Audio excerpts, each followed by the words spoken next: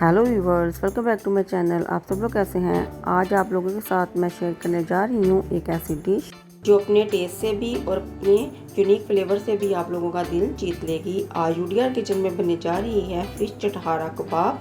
मैंने 2 kilo boneless fish ली है, जिसे मैंने अच्छे तरीके से धोकर इसका सारा पानी स्ट्रेन कर लिया है। मछली खुश्क होनी चाहिए। एक चॉपर में मैंने बोनलेस फिश डाली है और इसमें मैंने 2 टेबलस्पून नींबू का रस, 2 टेबलस्पून अदरक लहसुन का पेस्ट, 3-4 कटी हुई बारीक हरी मिर्चें,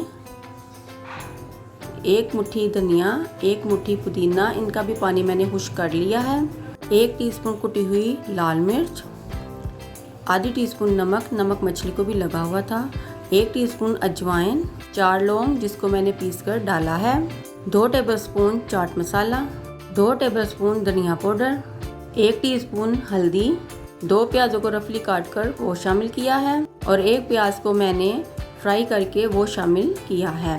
फ्राई प्याज से फ्लेवर बहुत अच्छा बनता है। कच्चे प्याज और फ्राई प्याज का फ्लेवर अलग अलग होता है। 2 टेबलस्पून इसमें मैंने घी शामिल किया है और 1 छोटी कटोरी मैंने ब्रेड क्रम्ब की शामिल करके इसे ग्राइंड करना है।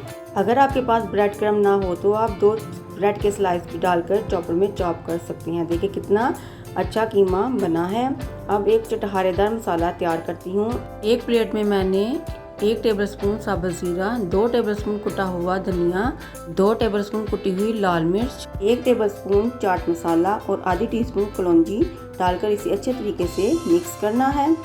1 टीस्पून नमक शामिल करना है और इसे भी अच्छे तरीके से मिक्स करना है। अब मैंने 2 टेबलस्पून कीमे का मिक्सचर लिया है और इसके कबाब तैयार करने हैं। ना ज़्यादा बड़े ना ज़्यादा छोटे, और जो चटहारा मसाला बनाया है इसके ऊपर स्प्रिंकल करना है, ऊपर भी और नीचे भी। इसी तरह मैं सारे कबाबों को तैयार करके रख लूँगी। अब एक पैन में मैंने सरसों के तेल को गरम करना है। सरसों के तेल को अच्छे तरीके से गरम करना है ताकि इसमें से कच्चापन दूर हो जाए। जब तक धुआं ना उठने लगे तेल गरम नहीं होता। इधर कबाब भी तैयार हो चुके हैं। देखें कितने खूबसूरत कबाब तैयार हुए हैं। देखिए कच्चे कबाब ही कितने टेस्टी लग रहे हैं। इधर तेल भी गरम हो चुका है। अब मैं एक एक करके कबाबों को डालती जाऊंगी।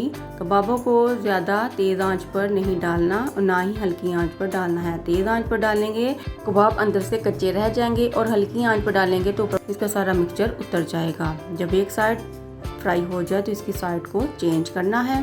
अगर आप मेरे चैनल पर नए हैं तो मेरे चैनल को ज़रूर सब्सक्राइब लाइक करें और अपने दोस्तों के साथ शेयर भी करें और बेल आइकन के बटन को ज़रूर प्रेस करें ताकि सबसे पहले वीडियोस आपको देखने को मिलें।